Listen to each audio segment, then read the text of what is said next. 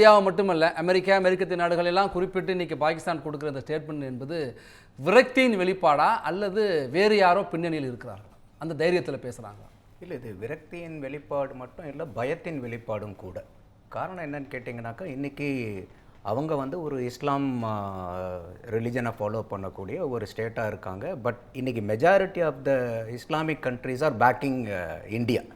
அப்போ அந்த மாதிரி இருக்கும்போது இன்றைக்கி எந்த ஒரு கண்ட்ரியுமே டெரரிசத்துக்கு ஆதரவு கொடுக்கக்கூடிய நாடுகள்ங்கிறது வந்து எதுவுமே கிடையாது. ஈவன் நம்ம வந்து இந்த டெரரிசஸ்னால் ரொம்ப அதிகமாக பாதிக்கப்பட்டது வந்து ஆப்கானிஸ்தான், அதுலேயும் தாலிபான்ஸு. அவங்க இன்றைக்கி அந்த மாதிரி நாட்டில் இருக்கக்கூடிய தாலிபான்ஸே சொல்கிறாங்க பாகிஸ்தானை வந்து ஏதோ ஒன்று பண்ணுங்க அப்படிங்கிற அளவுக்கு. அப்போ இன்றைக்கி வந்து ஈவன் பிரிட்டன் சொன்னாங்களா இல்லைன்னா, பிரிட்டன் கூட வந்து they have given solidarity with India. இன்றைக்கி வந்து எல்லா விதமான கண்ட்ரீஸும் வந்து கொடுத்துட்டாங்க. அடுத்தது அவர் நீங்கள் சொன்னீங்க அந்த டிஃபென்ஸ் மினிஸ்டர் வந்து ஸ்கை நியூஸ்க்கு வந்து கொடுக்குறாங்க, ஒரு பேட்டி கொடுக்கும்போது நீங்கள் வந்து இந்த மாதிரி டெரரிசம்லாம் நீங்கள் ஃபண்டிங் பண்ணீங்களா, அவங்களெல்லாம் ட்ரைனிங் கொடுத்து ஆளாக்குனதே நீங்கள் தானே அப்படிங்கும்போது அவர் நீங்கள் சொன்ன மாதிரியே தான் தெளிவாக சொல்கிறாரு. இல்லை, இதெல்லாம் நாங்கள் யாருக்காக பண்ணோம், யூஎஸ்க்காகவும் வெஸ்டர்ன் வேர்ல்டுக்காகவும் குறிப்பாக பிரிட்டிஷ்காகவும் நாங்கள் பண்ணணும், 30 வருஷமாக நாங்கள் அதை ஃபண்டிங் பண்ணுறோன்னு அவர் வந்து ஓப்பனாக மீடியாவில் அவங்க அக்செப்ட் பண்ணுறாங்க. அந்த அளவுக்கு வந்து இன்னைக்கு அவ்வளோ அப்ரப்டாக வேர்ல்டு கண்ட்ரீஸ்க்கு தெரியுது பாகிஸ்தான் இந்த மாதிரி ஒரு சூழல்லையும் கூட. இந்த மாதிரி சூழல்லையும் வந்து ஆனால் அவங்க என்ன சொல்கிறாங்கன்னா, பழியை வந்து அமெரிக்கா மேலேயும் வெஸ்டர்ன் கண்ட்ரீஸ் மேலேயும் போடுறாங்க, உங்களுக்காக நாங்கள் ஏவல் வேலை பார்த்த ஆட்கள் தானே நாங்கள் அப்படின்னு சொல்லிட்டு. அதோட வந்து இன்னைக்கு ஒசாமா பின் லாடன்லாம் எங்கே போய் அடித்து தூக்கிட்டு வந்தாங்க, பாகிஸ்தானுக்குள்ளார போய் தானே அடித்து தூக்கிட்டு வந்தாங்க. அப்போ அது வந்து பார்த்திங்கன்னா இன்றைக்கி எல்லா இடத்துலையுமே இன்றைக்கி அதை வந்து ஹார்வெஸ்ட் பண்ணுறது, நர்ச்சர் பண்ணி டெரரிசத்தை நர்ச்சர் பண்ணுற ஏரியாவாக அது மாறி இருக்கு. அடுத்தது இப்போ இன்றைக்கி எக்கனாமிக்கல் ப்ராப்ளத்தெல்லாம் பேசினாங்க. 1958 இன்னைக்கு வரைக்கும் IMFனால 23 தடவை பெயில் அவுட் பண்ணியிருக்காங்க. அப்படி 67 வருஷத்தில் 23 தடவைன்னா 3 வருஷத்துக்கு ஒரு தடவை Pakistan has been failed out. அந்த அளவுக்கு நீங்கள் வந்து ஒரு எக்கனாமிக்கல் ஸ்ட்ரென்த்தை வச்சுக்கிட்டு இன்னைக்கு இந்தியா வந்து we are aspiring to be the number 1 country எக்கனாமிக்கலாக. இன்னைக்கு வந்து we are almost there in the 4th place. அப்போ நீங்கள் எந்த மாதிரி கண்ட்ரீஸோட எந்த சூழ்நிலையில் வந்து நீங்கள் முறைச்சிக்கிறீங்கிறது ரொம்ப முக்கியம். இன்னைக்கு அவங்க வந்து இன்னைக்கு லோக்கல் பாகிஸ்தானில் நீங்கள் பார்க்கும்போது இன்னைக்கு இருக்கக்கூடிய எக்கனாமிக்கல் கிரைசிஸில் இன்னைக்கு இருக்கக்கூடிய இந்த மிலிட்ரி ஹைலி அன்பாப்புலர், ஏகப்பட்ட பிரச்சனை, ஒரு நாளைக்கு கூட 1 இன்ச்சு கூட நகர மாட்டேங்குது, திருப்பி எல்லாம் கீழே வந்துடுறா. அப்போ வந்து அங்கே உள்நாட்டு மக்கள்கிட்டயே வந்து ஒரு பெரிய ப்ராப்ளம் இருக்குது. இன்னைக்கு பலுச்சிஸ்தான் இன்னொரு ஏரியாவை சேர்ந்து ஆல்மோஸ்ட் ஒரு 18 district they are not under the control of military but it is under the control of militants. அப்போ அந்த கண்ட்ரி வந்து மிலிட்ரி ரூல் கண்ட்ரியா இல்லை மிலிட்டன்ஸ் ரூல் கண்ட்ரியாங்கிறதே இன்னைக்கு வந்து ஒரு சேலஞ்சாக இருக்குது. அந்த மாதிரி ஒரு ஸ்டேட்டஸ்கோவை வச்சுக்கிட்டு இன்னைக்கு வேர்ல்ட்ஸ் லார்ஜஸ்ட் டெமோக்ரஸி இந்தியா.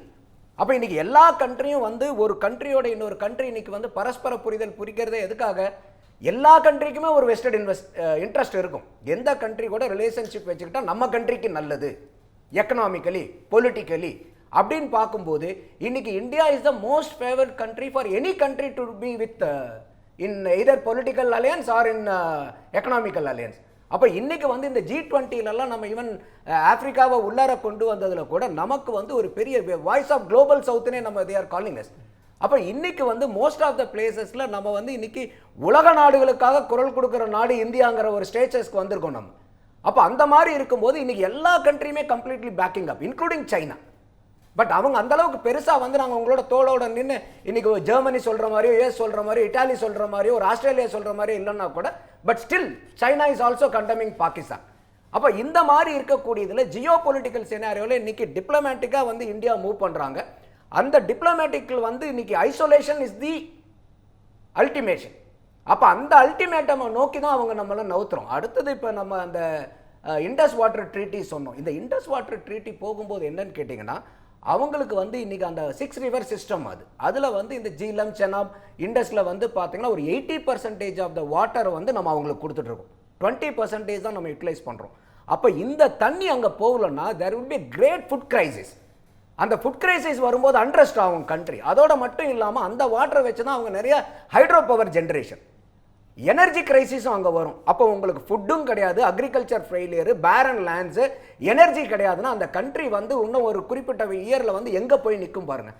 அப்போ அதனால தான் அவங்க என்ன சொல்கிறாங்க, இந்த மாதிரி ஒரு நீங்கள் இந்த வாட்டர் ட்ரீட்டியை நீங்கள் ஸ்டாப் அபேன்ஸ் பண்ணுறதே வந்து இட் இஸ் ஈக்குவல் டு வார் அப்படிங்கிறாங்க.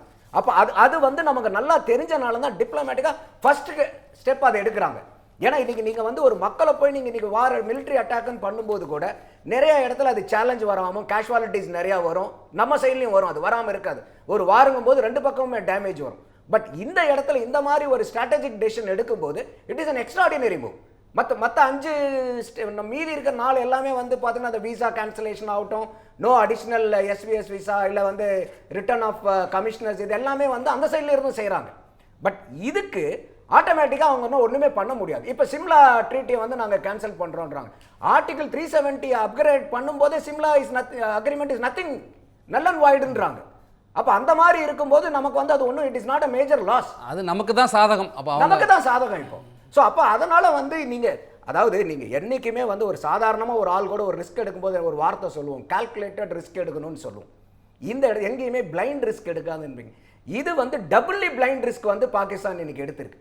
அது வந்து இன்னைக்கு ஒரு காஷ்மீர் மாதிரி இடத்துல வந்து இன்னைக்கு இந்தியாவுக்கு வந்து அது சும்மா ஒரு வீண் சவடால் நானும் தான் அப்படிங்கிற மாதிரி நீங்கள் இப்போ அடித்தா நானும் அடிப்பேன்னு சும்மா சொல்லிட்டு இருக்கிறாங்க. ஆனால் உண்மையிலேயே அங்கே எதுவும் இல்லை அப்படிங்கிறீங்க. அதாவது இந்தியா வந்து இங்கே மலை மாதிரி, பாகிஸ்தான் வந்து இங்கே மடு மாதிரி. எப்படி நீங்கள் மலைக்கும் மடுவுக்கும் நீங்கள் கம்பேர் பண்ணி ஒரு ஈக்குவல் வார் அப்படிங்கிறது நீங்கள் பண்ண முடியும்? ஒரு எதிராளினா கூட உங்களுக்கு ஒரு ஏதாவது ஒரு இடத்துல ஒரு ஈக்லிபிரியம் இருக்கணும் இல்லையா? நீங்கள் எந்த இடத்துல நீங்கள் பாகிஸ்தானை வந்து ஈக்குவேட் பண்ணுவீங்க? நம்ம இன்னைக்கு வந்து one of the greatest exporter, we export everything. நம்ம வந்து இன்னைக்கு யூஎஸ்க்கு one of the best export. பொருளாதார ரீதியாகவும் நம்மளுடைய வளர்ச்சி. Pakistan what they export terrorism. வேற என்ன அவங்க எக்ஸ்போர்ட் பண்ணிட்டு இருக்காங்க? அவங்களுக்கு என்ன எக்கானமி இருக்காங்க கண்ட்ரியில்? நீங்க எந்த ஆங்கிள் ஏதாவது ஒரு இடத்துல சொல்லுங்க இந்த பாராமீட்டர்ல பாகிஸ்தான் இட்ஸ் அவுட் ஸ்கோரிங் இந்தியான்னு சொல்லிட்டு ஒரு பாராமீட்டரும் கிடையாது. அப்போ நீங்க யாரு கூட வந்து நீங்க எப்படி மோதணுங்கிறது ஒன்று இருக்கு இல்லையா? இதே பாகிஸ்தான் ஒரு 50-60 இயர்ஸ்க்கு பேக் வந்து ஒரு ஒன் ஆஃப் த ரிச்சஸ்ட் கண்ட்ரின்னு சொன்னா ஏத்துக்கக்கூடிய வாய்ப்பு இருந்துச்சு. ஆனா அங்க இருக்கக்கூடிய கரப்ஷன்னால, அங்க இருக்கக்கூடிய ஒரு பொலிட்டிக்கல் அன்ஸ்டெபிலிட்டினால, இந்த மாதிரி டெரரிசத்துக்கு போய் ஃபண்டிங் பண்ணிட்டு ஒரு குறுக்கு வழியில வரணும்னு பார்த்தனால தே ஆர் இன் ரொம்ப ஒஸ்ட் கண்டிஷன்ல இருக்காங்க. இந்த கண்டிஷனுக்கு யாரு காரணம்? பாகிஸ்தான் கண்டிஷனுக்கு பாகிஸ்தான் தான் காரணம். அசெம்பொனிர் பேசும்போது வந்து 2 நேஷன் தியரி பேசுறாரு நம்ம சுதந்திரம் வாங்குற டைமில். அதுக்கப்புறம் பங்களாதேஷ் எங்கேருந்து வந்துச்சு? அப்போ அதில் வந்து அங்கேயே வந்து நீங்கள் உங்களால் வந்து கண்ட்ரியை ஹோல்டு பண்ண முடியல. அடுத்தது this is a high time. இது வந்து ஒரு கான்சிக்வன்சஸ் மேனேஜ்மெண்ட்டுங்கிறதோட மட்டும் நம்ம இந்தியா வந்து நின்றக்கூடாது. இன்றைக்கி வந்து நமக்கு காஷ்மீர், ஜம்மு அண்ட் காஷ்மீருங்கிறது full and full integral part of India. இந்த ஆப்பர்ச்சுனிட்டியை யூஸ் பண்ணி எந்த அளவுக்கு வந்து நம்ம வந்து ஒரு டிப்ளமேட்டிக்காக நம்ம மூவ் பண்ணிட்டு இருந்தாலும், இன்னொன்று வந்து ஒரு கைனட்டிக் ஆக்ஷன் மூலியமாக நம்ம போயிட்டு it is a high time நம்ம அந்த பாகிஸ்தான் ஆக்குப்பைடு காஷ்மீரையும் இந்தியா ஆக்குப்பைடு காஷ்மீராக நம்ம மாற்ற வேண்டிய ஹை டைம் இது. ஏன்னா இன்றைக்கி சேலஞ்ச் எங்கேருந்து வருதுன்னா, நமக்கு வந்து பார்த்திங்கன்னா குஜராத், ராஜஸ்தான், பஞ்சாப், இத்தனை ஸ்டேட் வந்து நமக்கு பாகிஸ்தான் கூட ஷேரிங்கில் இருந்தாலும், பார்டரில் இருந்தாலும் நமக்கு இங்கெல்லாம் பெரிய வந்து சேலஞ்சஸ் கிடையாது. எப்பயுமே சேலஞ்ச் எங்கன்னா இந்த பிஓகேல இருந்து தான் நம்ம ஜம்மு அண்ட் காஷ்மீருக்கு இது. ஏன்னா அந்த பிஓகேங்கிறது என்னன்னா, அங்கே வந்து இருக்கக்கூடியது எல்லாமே வந்து multiple dens of terrorist camp. அவங்களுக்கு அதுதான் வந்து அந்த லொக்கேஷனே.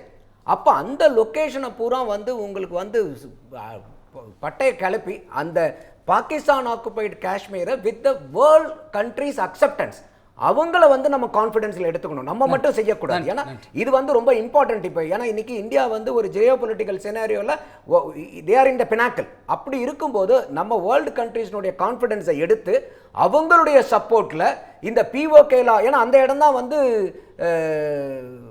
ஒரு கருவறை இந்த டெரரிஸ்ட் எல்லாமே. அப்போ அதை நீங்கள் வந்து ஜஸ்டிஃபை பண்ணி வேர்ல்ட் கண்ட்ரி சப்போர்ட்டோட அதை எடுத்து ஒட்டுமொத்த ஜம்மு அண்ட் காஷ்மீரையும் நம்ம இந்தியா கூட இன்டகிரேட் பண்ண வேண்டிய தருணம் இப்போ. Every picture here has its own kutti story. This is Anandan family. His dream home in the city is not just a dream anymore. Anwar's investment in a plot changed the plot of his whole life. John definitely couldn't live inside the box, so he thought a little outside the box. 15,000 happy stories in 12 years across many cities. You could also come home and be a part of this story. G Square, come home.